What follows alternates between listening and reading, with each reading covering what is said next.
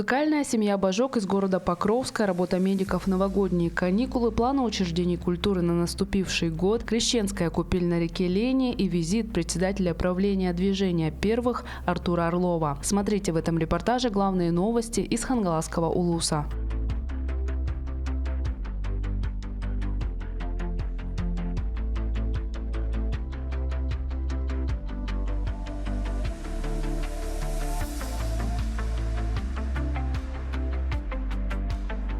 Музыка – это молитва, которая не требует слов, говорил известный композитор Игорь Стравинский. Для многодетной семьи Божок из Хангаласского улуса это не просто красивая фраза, а образ жизни. 5 из 8 детей обучаются в детской школе искусств, превращая семейные вечера в настоящие концерты.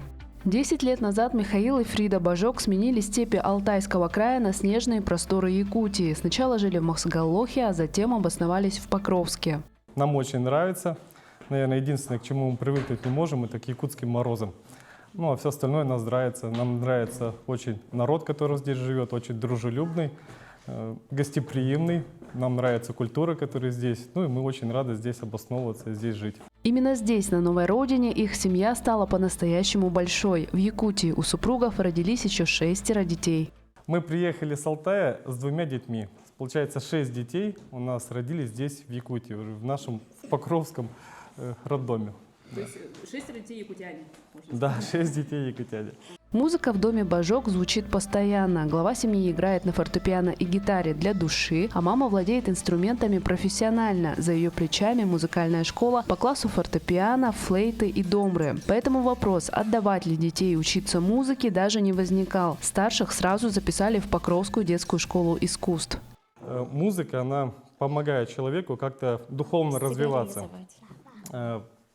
Человек совсем другой, он больше такой развитый, интеллектуальный, поэтому музыка это способствует тому, чтобы ребенок развивался. Разносторонность такая получается. Теперь в школе искусств занимается целый семейный квинтет. Эмилия, Давид, Дина и Ангелина оттачивают мастерство в классе скрипки у опытного педагога Галины Рахимовой. А дополняет этот струнный ансамбль звонкая флейта Марианны.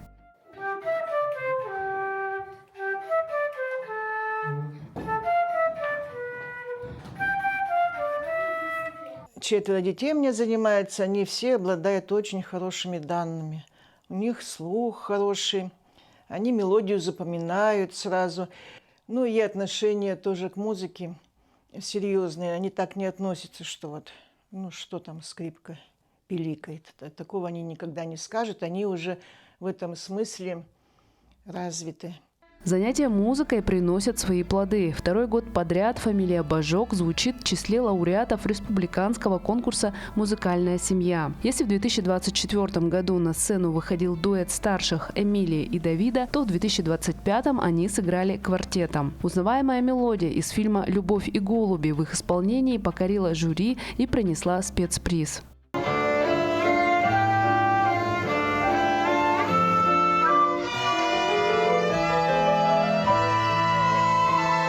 Эти победы – заслуга не только педагогов и усердия детей. За каждым выходом на сцену стоит колоссальная поддержка родителей.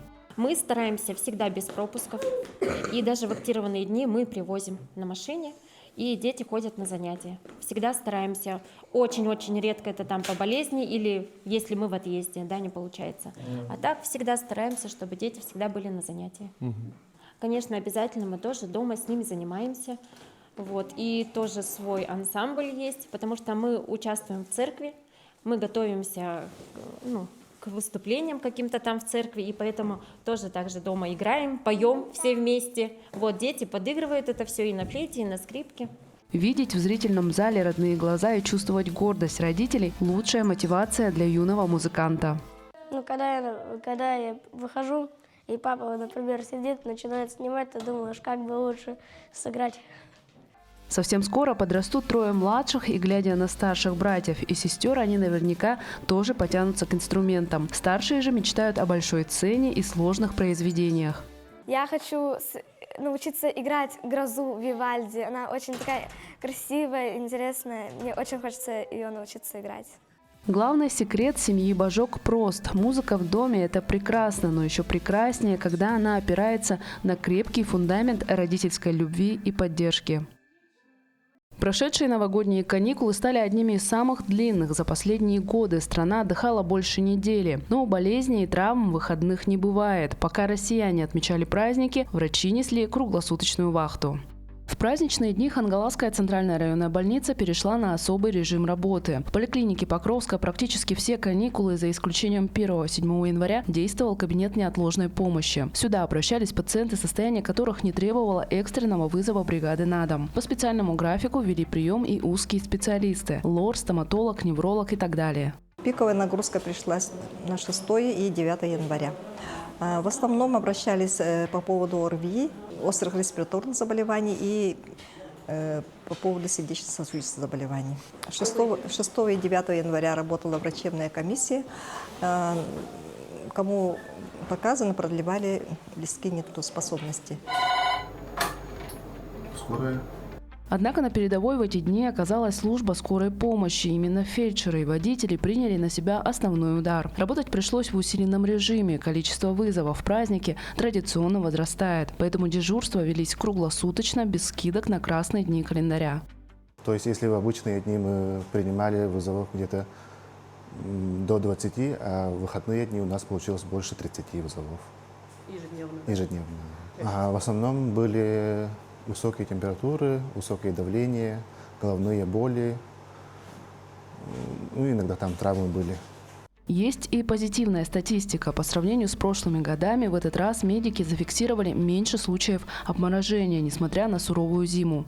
То есть, если в прошлом году были по 5-6 человек, то в этом году вообще не поступали вызова.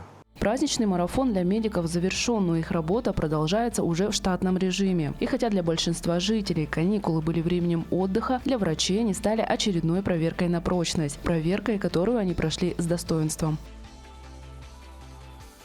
2026 объявлен в Якутии годом культуры. Глава республики Айсен Николаев обозначил ключевые цели: сохранение наследия, развитие искусства и духовный рост каждого жителя. Учреждения Хангаласского улуса уже подготовили свои планы на тематический год.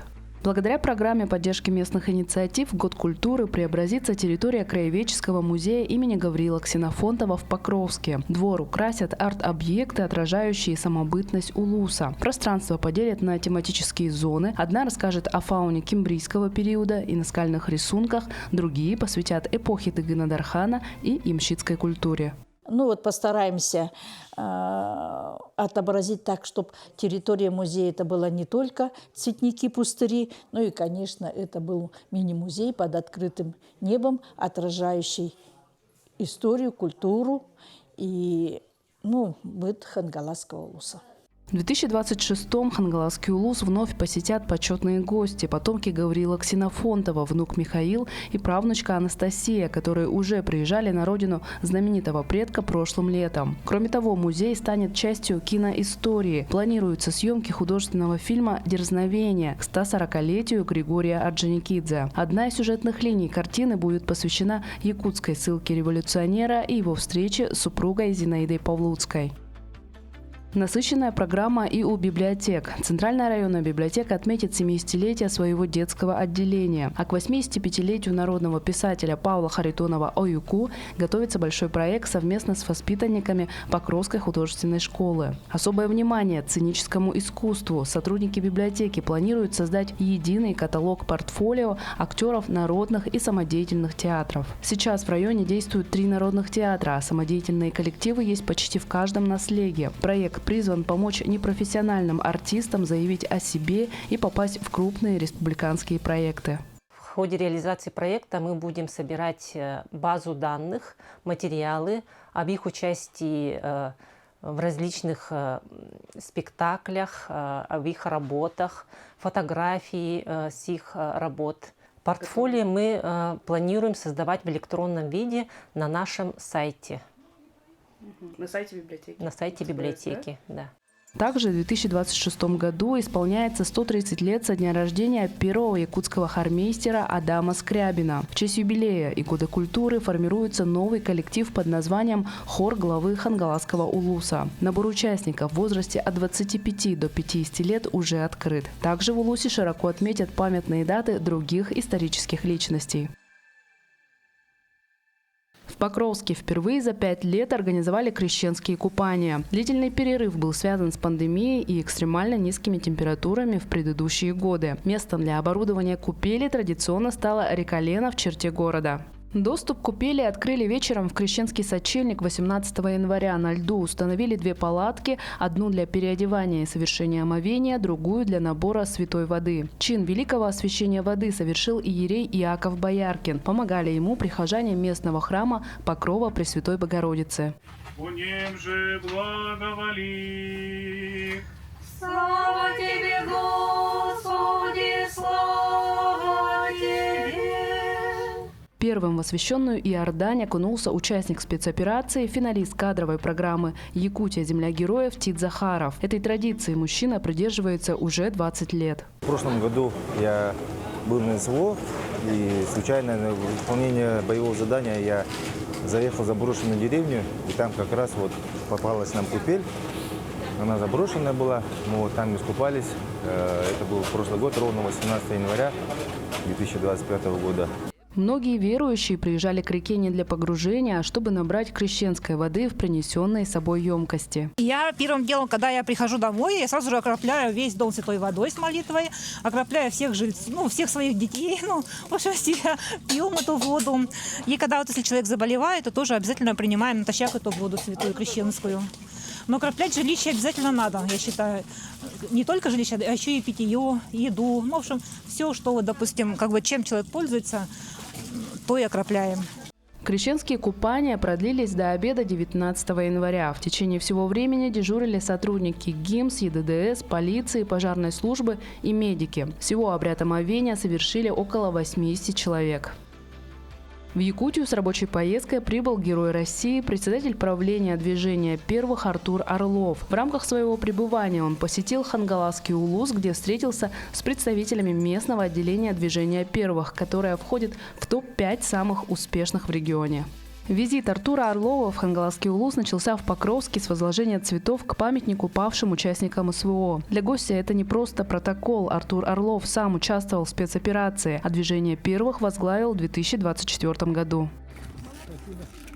Далее почетный гость посетил районный центр дополнительного образования детей. Это ключевая площадка для развития движения первых в Улусе. Здесь проводят образовательные программы, финансируют детские инициативы и обучают кураторов. Педагоги центра выступают наставниками для ребят, помогая им расти профессионально. Такой подход дает результат. Местное отделение по итогам 2025 года вошло в 5 лучших в республике, а ряды движения постоянно пополняются новыми участниками. Сейчас их по району более 3000 ребят. Потому что движение первых дает очень большие возможности именно участвовать сразу во всероссийских проектах, во всероссийских акциях. Потом у нас есть еще очень замечательная, классная новость о том, что если активист движения первых поступает в наш Северо-Восточный университет, вот сегодня мы узнали, да, то получает еще дополнительные 10 баллов. Да, что это тоже немаловажно. Артуру Орлову презентовали все ключевые направления работы. В центре реализуют множество проектов, среди которых «Хранители времени», «Больше, чем путешествия», «Благотвори», «Найди призвание» и другие. Я тут мимо проходил, просто меня пригласили поучаствовать в неких мероприятиях. В общем, ребят, будьте всегда в активности, будьте всегда в движении, старайтесь такими же классными, яркими, интересными, эмоциональными. Конечно, все увидел своими глазами, прошел, пообщался с ребятами, посмотрел их достижения. Самое, что впечатляет, дети, независимо от удаленности, активно принимают участие и во флагманских проектах, то есть они путешествуют по стране, реализуют свои идеи, у них это очень хорошо получается. Завершился визит традиционной классной встречей. В неформальной обстановке Герой России пообщался не только с активистами и наставниками, но и с родителями школьников. Артур Орлов ответил на вопросы зала и дал ребятам напутствие. А так очень интересно. Конечно, я 1,5 года назад не подозревал, что в моей жизни может быть такое. Но сегодня 76-й субъект, который я посетил.